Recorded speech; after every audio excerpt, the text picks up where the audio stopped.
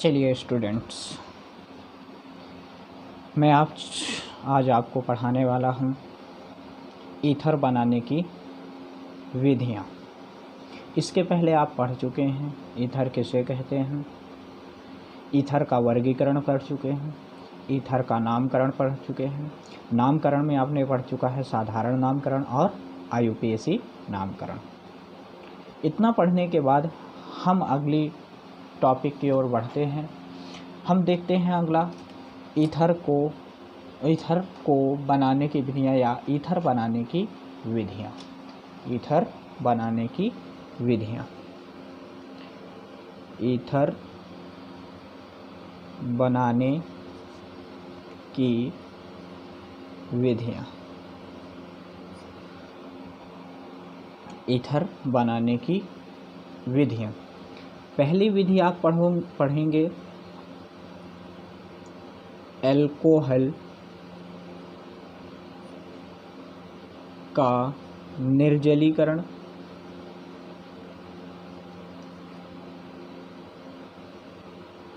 Alcohol का निर्जलीकरण, alcohol का निर्जलीकरण का मतलब होता है यानी अल्कोहल से जल को रिमूव कर देना, यानी H2O को निकाल देना। यानी निर्जलीकरण का मतलब होता है कि उस अभिक्रिया में से अल्कोहल में से हाइड्रोजन और ऑक्सीजन यानी जल को बाहर निकाल देना, यानी निर्जलीकरण। उसके बाद आप पढ़ेंगे विलियम संश्लेषण। आप पढ़ेंगे विलियम संश्लेषण अभिक्रिया। उसके बाद आप पढ़ेंगे फिनॉल के साथ अभिक्रिया, फिनॉल की अभिक्रिया।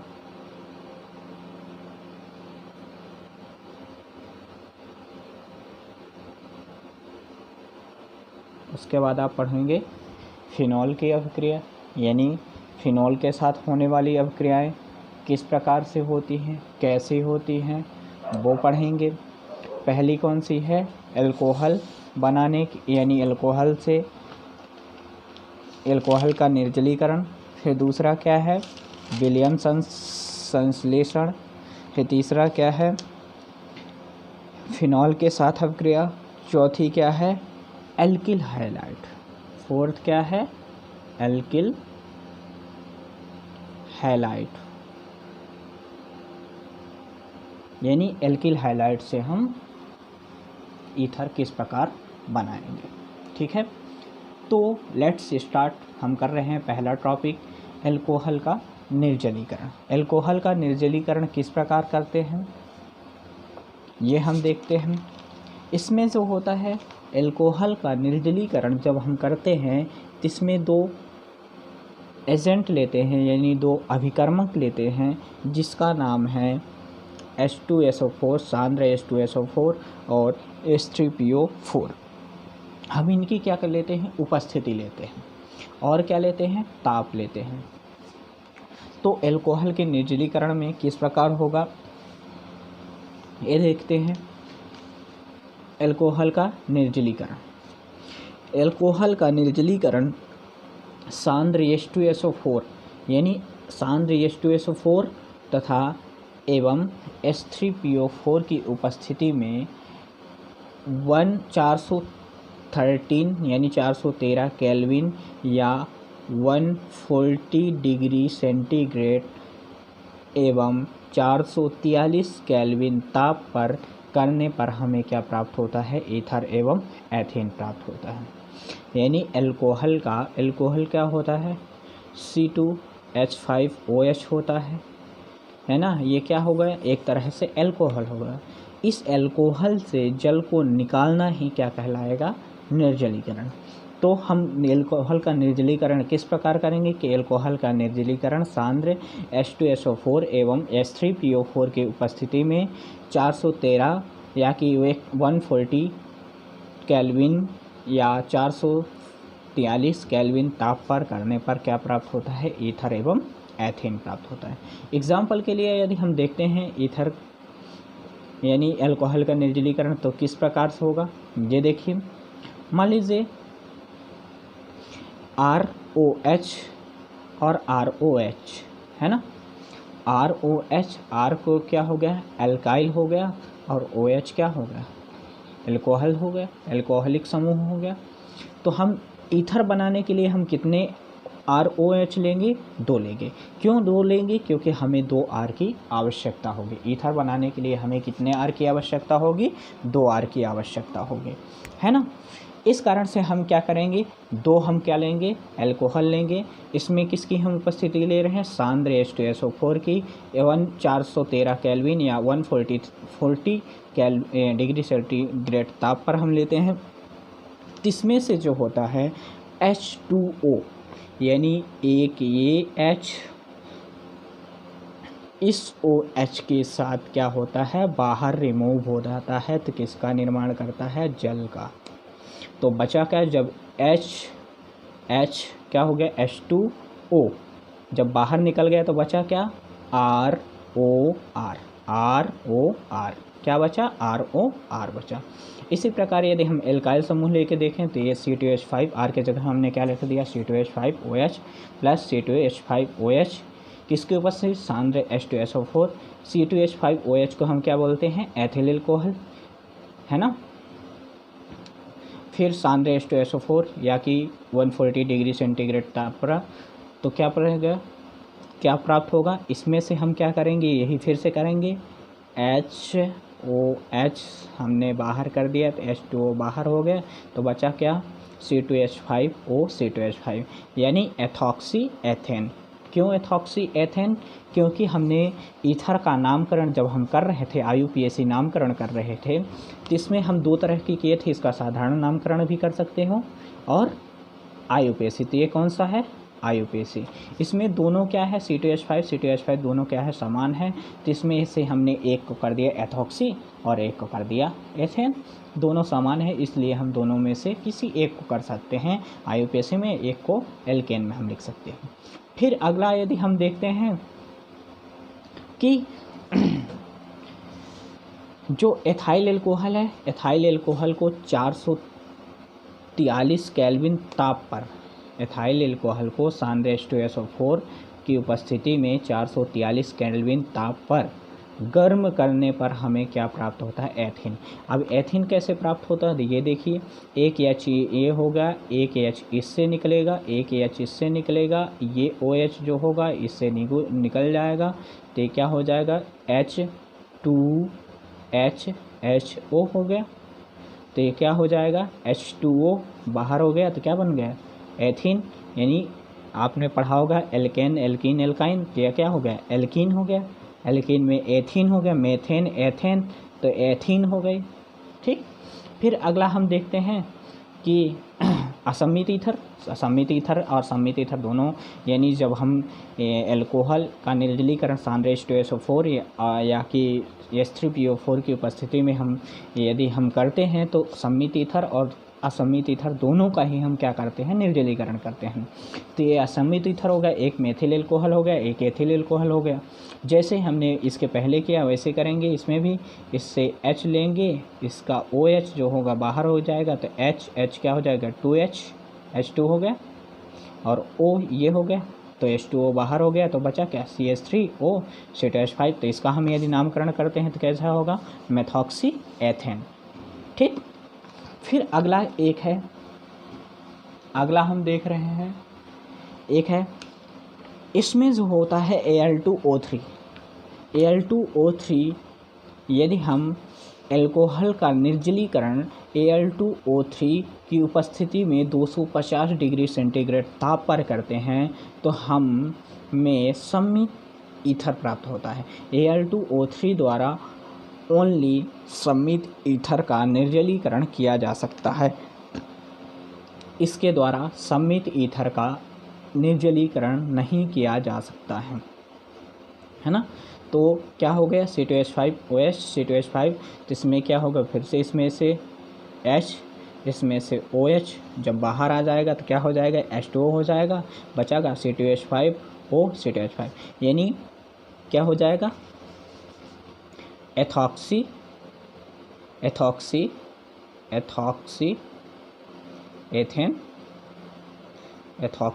एथेन हो गया, है ना।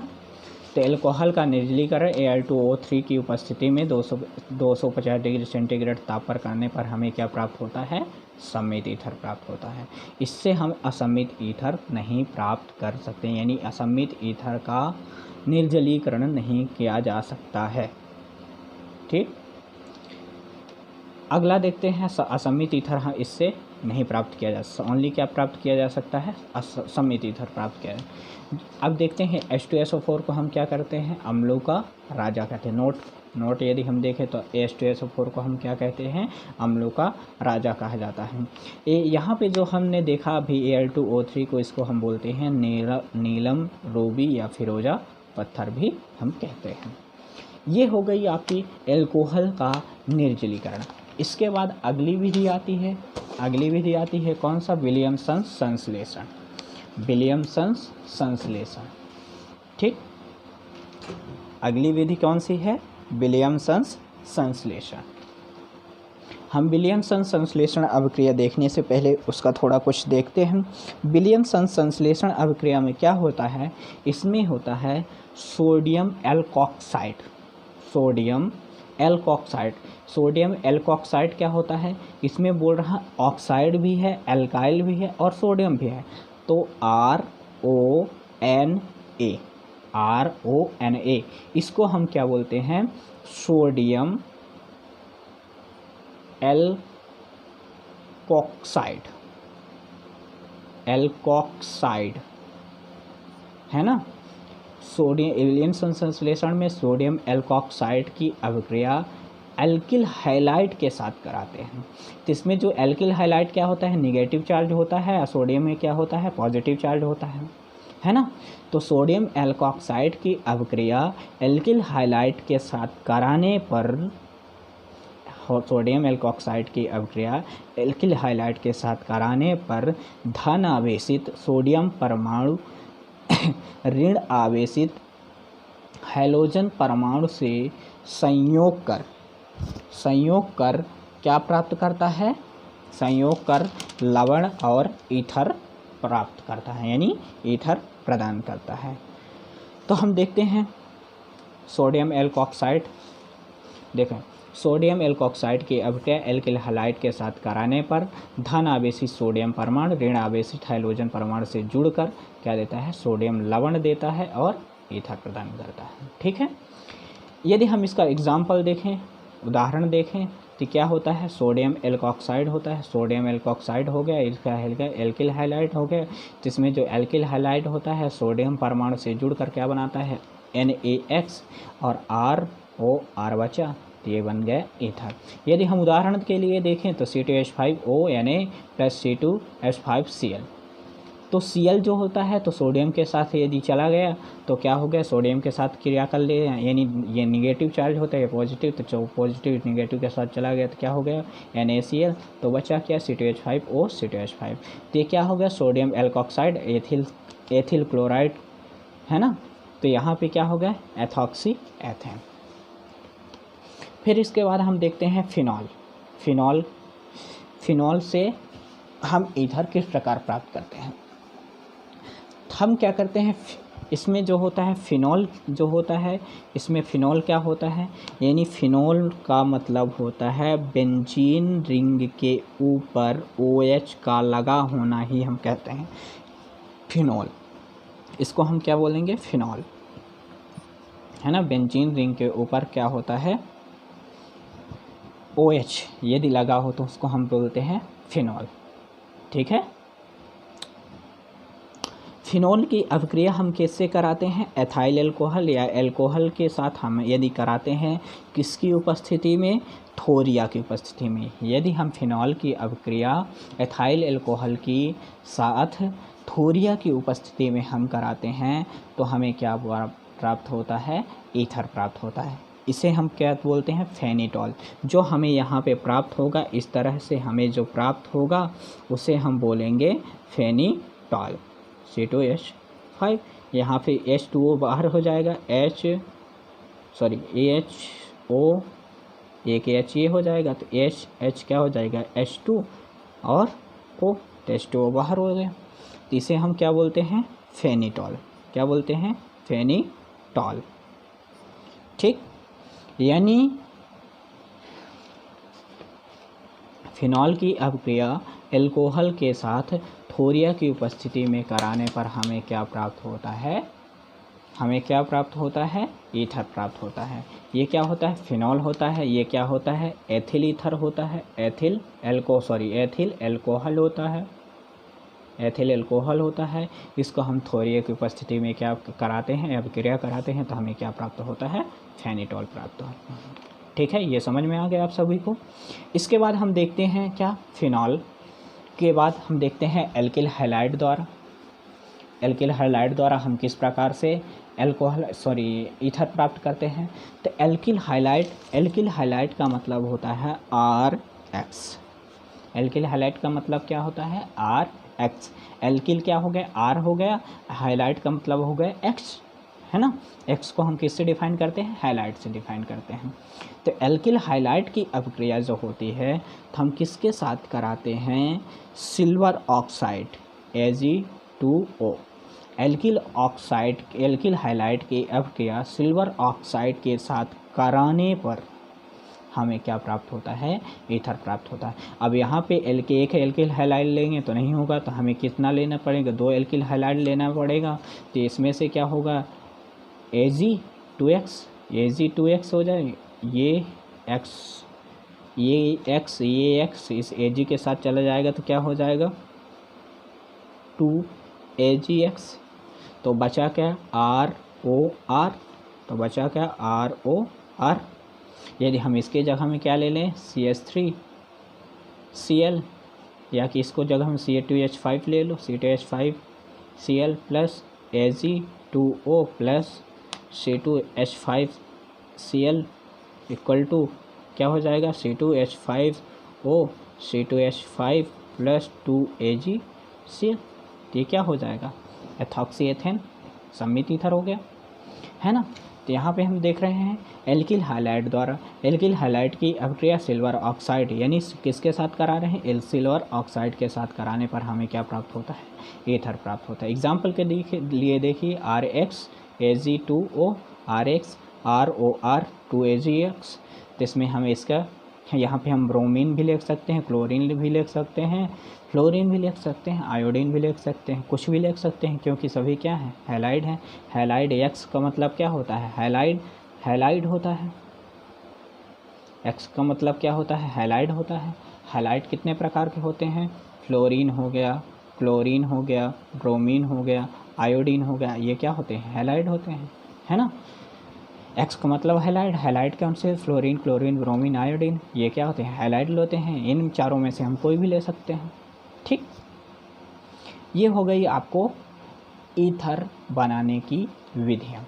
इसके बाद आता है ईथर के भौतिक गुण। इसके बाद क्या आता है, ईथर के भौतिक गुण। ईथर के भौतिक गुण कौन कौन से हैं ये हम देखते हैं। पहला आता है भौतिक अवस्था। पहला क्या आता है, भौतिक अवस्था।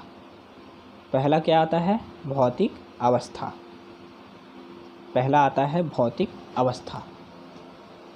भौतिक अवस्था में क्या आता है, जो ईथर होता है, तो यहाँ पे आप देख रहे हैं ये 2 कार्बन हो गए। मान लीजिए इसके जगह हम लेते CH3Cl O Ag2O plus CH3Cl बराबर क्या हो जाता, CH3O CH3 प्लस 2AgCl।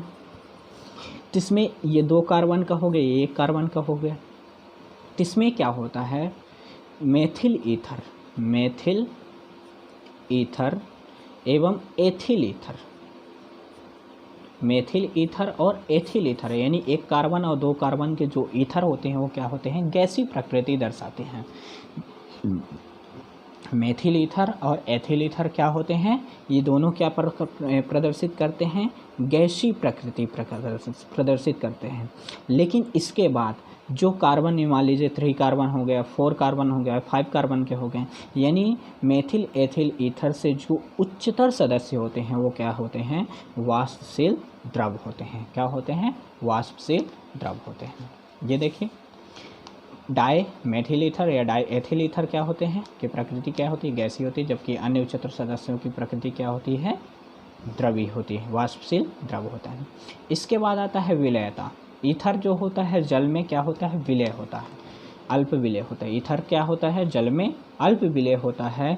क्यों होता है, क्योंकि यह जल के साथ हाइड्रोजन बंध बनाने की क्षमता इसमें पाई जाती है। यानी ईथर जल में क्यों विलय है, क्योंकि इसमें क्या होता है, हाइड्रोजन बंध बनाने की क्षमता क्या होती है, पाई जाती है। इस कारण से क्या देख लीजिए यहाँ पे ROR, यहाँ पे ये H हो गई, इसमें आंशिक रूप से क्या कर रहा है, हाइड्रोजन बंध बना रहा है। इस कारण से ईथर क्या होता है, जल में विलय होता है। इसके बाद आता है क्वथनांक। क्वथनांक क्या होता है, वह ताप जिस ताप पर किसी पदार्थ का वाष्प दाब वायुमंडलीय दाब के बराबर हो जाता है, उस ताप को उस पदार्थ का हम क्या कहते हैं, क्वथनांक कहते हैं।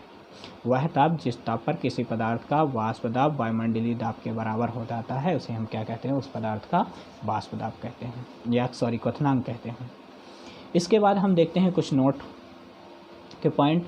जो डाई एथिल ईथर होता है उसका उपयोग हम क्या कहते हैं, अंतः निश्चेतक के रूप में, अंतः श्वसन या निश्चेतक रूप में क्या करते हैं, उपयोग करते हैं। निश्चेतक का मतलब होता है बेहोशी, यानी डाई एथिल ईथर का उपयोग हम कहाँ करते हैं, बेहोशी के रूप में, यानी किसी व्यक्ति को बेहोश करने के लिए हम क्या करते हैं, डाई एथिल ईथर का प्रयोग करते हैं। फिर इसमें जो हमने इसके पहले आपने ईथर बनाने की विधि में आपने पढ़ा है विलियमसन संश्लेषण विधि, वो क्या होते हैं, द्वि अणुक नाभिक स्नेही अभिक्रिया होती है। उसमें देख रहे थे आपने कि 2 अणु थे, उसमें एक था सोडियम एल्कोक्साइड था और दूसरा क्या था, एल्किल हैलाइड था, है ना। इस कारण से उसको हमने क्या बोला, द्वि अणुक नाभिक स्नेही। नाभिक स्नेही का मतलब होता है यानी सोडियम हो गया प्लस आयन या माइनस आयन, यानी पॉजिटिव चार्ज या नेगेटिव चार्ज, वो क्या होते हैं, इलेक्ट्रोफिलिक। ठीक, ये हो गया आपके भौतिक गुण। इसके बाद आपका आएगा रासायनिक गुण। ठीक, रासायनिक गुण हम अगली क्लास में आपको डील करेंगे। यहाँ तक के लिए best of luck, thank you, जय हिंद।